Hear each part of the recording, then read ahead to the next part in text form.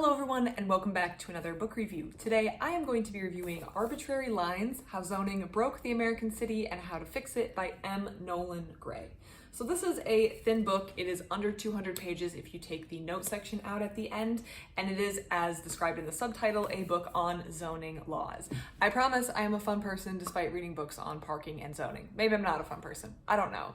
But I did get some laughs when I brought this to the office to read during my lunch break. So what is zoning? What is this book about? What is Gray's purpose behind writing this book? And what did I think about it? We're all going to be discussing that in this video. So let's dive into Arbitrary Lines.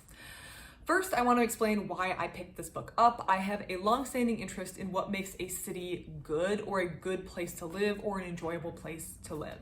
There are clearly cities that have a lot more draw than other cities in the world, and I think there's something to be said about having a good city design. The place you live has a massive impact on your health, your well-being, the life you're going to live, and I think everybody deserves to live in a good city. I love my car, I like taking road trips, but I think walkability is a huge part of living in a good city. I think having low pollution levels is a good part of being in a good city. I think having good public amenities. And there's a whole list of things that go into what make a city good. And a lot of them are these things that are traditionally considered boring, such as parking. I read a book on parking recently called Paved Paradise. Very enjoyable, check out my review. And zoning. Zoning also is a big part of what makes a city look and feel the way it does. So I wanted to read about this to see if I could glean any more information about how a city could be set up. So with zoning being one of it, I was looking for a book and this one came across and I added it to my to-read list and placed a hold for my library. Zoning. How does it impact a city? How does it impact the way a city looks? And I was hoping Gray was going to be able to enlighten me. So first of all, what is zoning? If you're not familiar, a high-level view is it's the city telling you where you can and can't build something. It's not saying what must be built there. It's not encouraging building there, but it's saying you can't build an apartment here. You can build a factory here. What can be built in this section? That is what zoning does. The idea behind it is usually explained as a reason to separate noxious uses from residential areas. So do you want a glue factory next to your single family home where you're raising children? Or do you want a factory that's pumping out noxious fumes and maybe dangerous chemicals in the same area as in right next door to an elementary school? That is what is usually proposed as the purpose of zoning, in order to separate these different uses or the different areas so that things are separate. Items or buildings or industry that shouldn't really be close to each other due to maybe obvious reasons such as health and safety are forced to be separated. However, the author describes how zoning has inadvertently been used, or advertently, intentionally been used as a tool to make cities look or feel a certain way, and some of the intended and maybe now unintended consequences of zoning. The author takes time to explain the history, where zoning came from, and how it has impacted the look and feel of the city. And this is, again, the first part, how zoning broke the American city, the first part of the subtitle. And then he follows this up with the second part and how to fix it, which gives his solutions to how to fix zoning the way it is now and what we can do to correct what he views as a wrong in the American city. So, of course, this is going to have some political elements to it, so if you don't agree with some of the political statements or stances that the author takes, just keep that in mind. And I usually don't review books with an overt political stance, just because I feel like that could be a little sensitive to some people, and I don't want to be very divisive or sensitive, or I want to be sensitive. I don't want to be divisive or intentionally inflammatory, but I do think that overall the idea of zoning could be read, no matter if you agree with the political opinions of the author or not. The information on zoning could be read, and then you can draw your own conclusions about what's happening. The author does, of course, propose solutions which are inherently going to be political in nature for zoning, but he does do a really good job of explaining some of the things or the consequences of zoning and what it has led to. The aspects of cities that have been influenced by zoning he goes into include different racial separations within cities, so a racial divide within cities. He talks about the increase in housing costs due to not being able to build density in the right areas, this increasing housing cost, or the lack of homes being able to be built, the proper sized homes. And this goes a lot with parking minimums, which he talks about frequently, which ties in with the parking book that I read. The requirement for a certain number of parking to be built with certain types of buildings means that there's an excessive amount of parking, and that drives the cost of these areas, which means that the housing costs go up, making areas even more unaffordable. And the fact that zoning drives sprawl by creating a lot of these single family detached home requirements, which means that there's going to have to be a certain size lot for a certain sized home, and you're going to have to build more out because you can't stack up in certain areas that are zoned in different ways. Now let's talk about what I thought about this book. And I'm going to be critical at first, but I actually do have some praise for this book, so stick around. If you think I'm being very negative, I actually would rate this book quite well. But I want to talk about some things that I wish the author had done differently. The first is I was screaming for a detailed case study. There are some small case studies, and I should have known with a book under 200 pages we weren't going to get a serious in-depth case study. But I wanted case studies. I wanted this to be 500 pages of detailed case studies of specific cities. I think that's what really I was looking for and what I wanted. And this was more of a high-level overview. And the overview was designed to give the casual reader who isn't interested in reading 500 pages of zoning like I am, the information they needed to make informed decisions or to draw their own conclusions about zoning in their cities. I wanted to read about zoning, and I wanted to read 500 pages about case studies about zoning. So I should have known that that wasn't going to be present in this book, but when I started reading this book, I realized what I wanted, which were these case studies, and I think a lot of the statements the author puts in this book could have been backed up by case studies.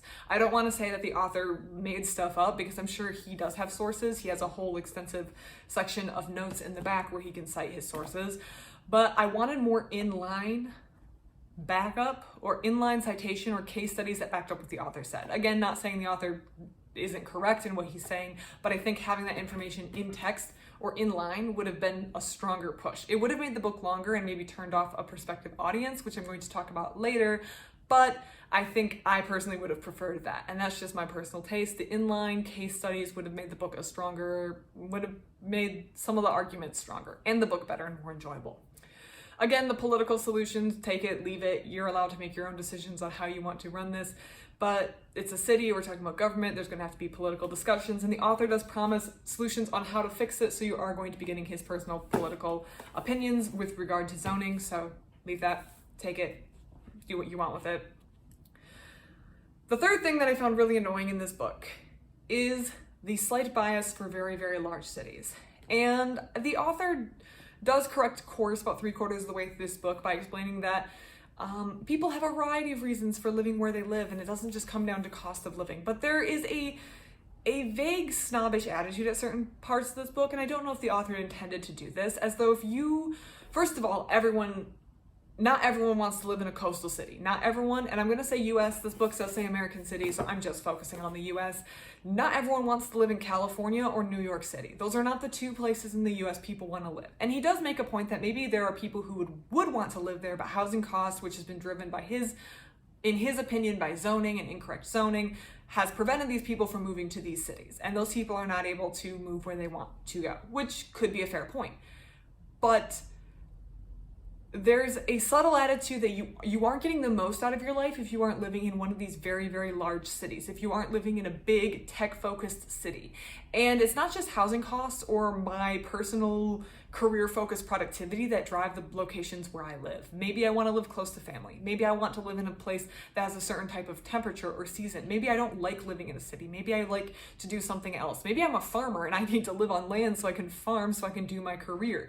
Maybe I have a very specific job that requires a smaller market to thrive in. I'm just thinking of ideas right off my head, but there was a definite attitude I noticed. I currently live in a small city. I would classify it small, probably not mid-sized city, but I came from a smaller town, and I really dislike this bias that everyone from small towns are uneducated, are stupid, are not well-traveled, are not articulate, cannot put thoughts together, aren't living their best life, are miserable. We all want to move to New York City, and if we all move to New York City, we would all be happy. This is a simplification, but it is a bias that you do start to hear, especially when you come from that background. There is a bias against people who come from those backgrounds. And I would argue that, first of all, people have a variety of reasons for living where they do. And two, just because I don't live in a larger city doesn't mean I don't have the right to live a good life. Doesn't mean I don't have the right to live in a safe, clean, good, walkable city.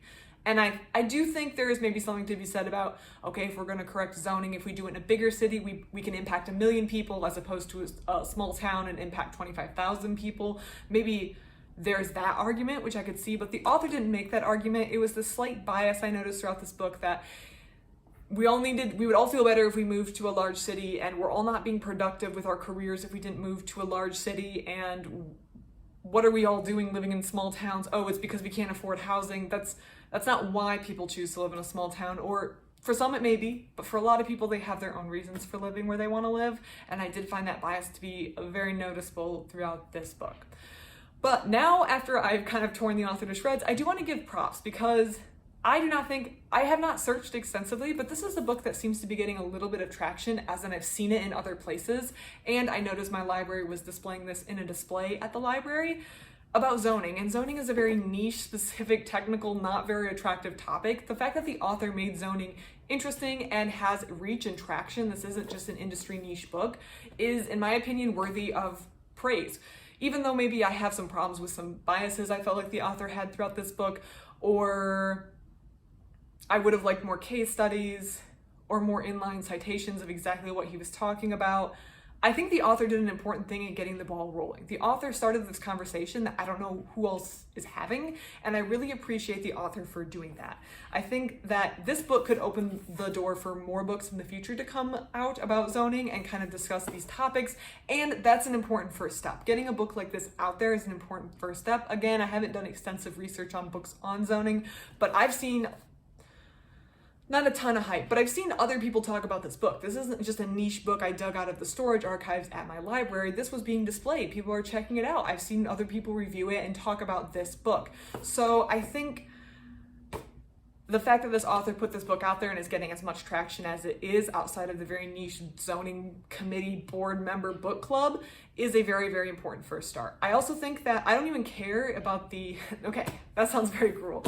The political positions or the bias in this book, in my opinion, is actually fine, because hopefully this book opens the door for more people to write books from their perspective, with their own biases and their own opinions and their own political solutions for the problem. And I think it's best when we have a wide variety of opinions and a wide variety of voices out there to discuss the issue, because maybe someone from a smaller town will see something that Gray didn't notice, or maybe someone from a small town doesn't notice something that Gray does. So I think having a wide variety of perspectives to write on a topic is important, and that's why I think that this author did a good job getting the ball rolling and putting a book out there that isn't niche and industry specific for the layperson to read and understand and learn a little bit about zoning. So I do want to, despite all the criticism I just piled on, want to give props and credit where credit is due for Arbitrary Lines by Gray. If you're looking to get started on zoning but you have no idea where to start, I do recommend Arbitrary Lines. I think this is actually a fantastic book to get started. Of course, as you read through this, there may be things you disagree with or take with a grain of salt, but I want you to read it and